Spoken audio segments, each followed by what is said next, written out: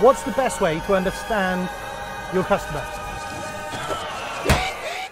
The best way to understand your customer is not to try and come up with some kind of fictitious name that you're going to call them. Bob, Harold, Jenny, Guinevere, whatever it might be.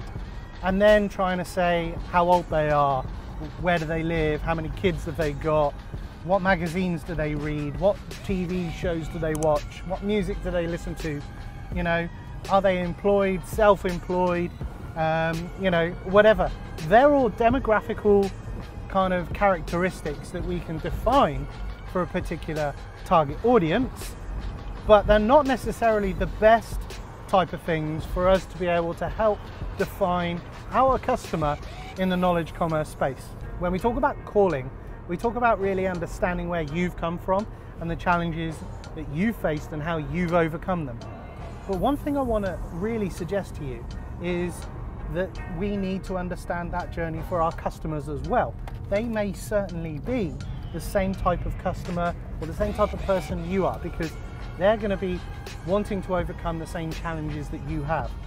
But there's a 4-part sort of sequence that I would suggest you go through to help you really define your target customer.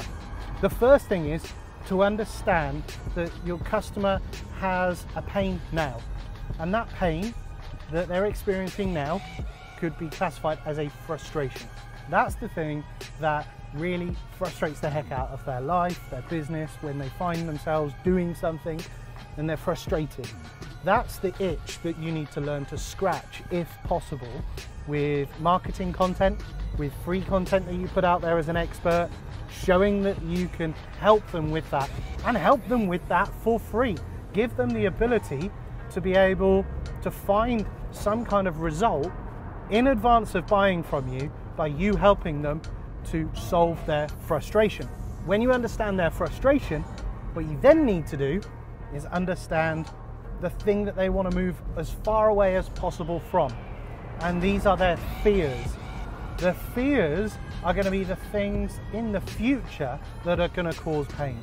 So they're not things that are real now, that are painful, they're the frustrations. But the fears are the things that are going to happen if they don't get their frustrations sorted out. So if we take a typical, I don't know, business coach that might be struggling to get leads for their business, that could be a key frustration. A fear would be that if they don't generate the leads, they're not going to generate the sale, and therefore they're going to go out of business. Or they're going to have to give up work, find a job, or they're going to go significantly into debt. So we understand their frustrations first. Secondly, we understand their fears. When helping to understand our customer, it's crucial that we understand their frustrations and fears, because that will feed all of the marketing content, all of the expert positioning content you can put out there in the world for people to understand that you know and you empathize with the problems that they have. And there's a way in which you can help them to solve it before even buying from you, because you're giving them answers to solve these things. Step 3 is learning to understand what their aspirations are. If you can understand somebody's aspirations, where they want to get to, that's going to bring them pleasure in the future. You have a direction to take them. You can take them away from their pain towards their pleasure. The frustrations that they have now, wanting to avoid the fears of the future if they don't get those frustrations sorted, and then pointing them towards their aspiration. You know where they want to get to. If in your sales copy and your marketing copy, you can say, I know this is where you want to get to, and I know how to get there, and I've got a framework that's going to help you step by step move from where you are today to where you want to get to tomorrow, then you can start offering your solution. And that's needs. That's the 4th thing. What is the thing they need to do next? What is the action step they need to take?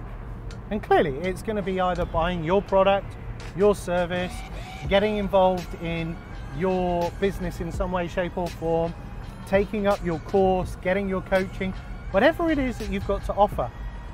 And that is how you lead with your conversations. That's how you lead with all of your marketing content. That is how you lead with sales letters. That's how you lead with Facebook advertising, for instance. You could literally, in less than 10 seconds, use this 4-part framework to be able to guide you in terms of the content you're creating, the messaging you want to put out there. As an example of how you put this kind of framework together in terms of messaging, if I was to produce, for instance, a Facebook video, and I was going to help business owners to generate more leads and sales in their business so that they can create a 6-figure business, so that they can sell their knowledge, I might even be able to shoot a video something along the lines of, I know that most people who are wanting to build out a knowledge commerce business are struggling with the fact that they've built all these funnels, they've built all these systems, or even they're struggling with the tech issues that are frustrating the heck out of them to get online and start generating leads and sales. I know if they don't start generating leads and sales, they're going to go bust, they're going to have to go and get a job, they're going to go stupidly into debt. But the dream is to have a business and a lifestyle that they will love, that they can enjoy, that they can earn the money that they want in less time. They can take the time off with their friends and family, take the holidays. So what's the first step? If you're a part of one of those people and you want to jump in, well, number one, you need to really nail your niche. You need to understand who you want to serve. The second thing is you need to be able to craft the perfect type of product or service to help that particular customer. And then thirdly, you need to show up. You need to be visible. You need to get your marketing right. That's how I could create a video ad using that 4-part framework: frustrations, fears, aspirations, and needs.